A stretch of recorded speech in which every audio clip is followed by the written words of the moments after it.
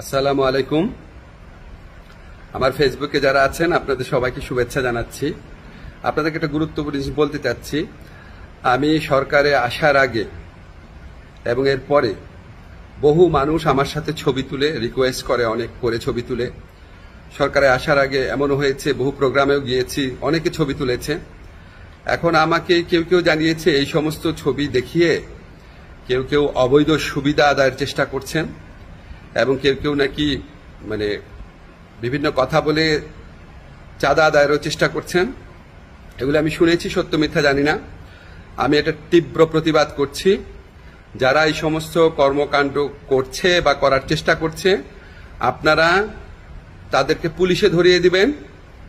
কোনো অবস্থাতেই, কোনো কারণেই আমার কথা বলে কোনো কারণে কেউ যদি কোনো রকম চাঁদা আদায়ের বা অবৈধ সুবিধা আদায়ের চেষ্টা করে, আপনারা তাদেরকে পুলিশে ধরিয়ে দিবেন, মামলা করবেন।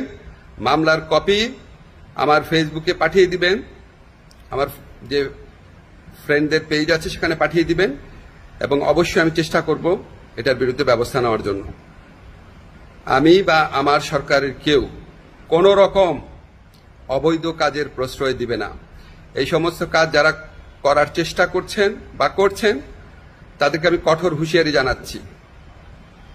বাংলাদেশের মানুষের সাথে কোনো রকম অন্যায় করবেন না, আমাদের কারো নাম ব্যবহার করবেন না, আমাদের নামে কোনো রকম চাঁদাবাজি, অবৈধ সুবিধা আদায়, কাউকে কোনো রকম হুমকি দেওয়া, এইসব থেকে বিরত থাকবেন।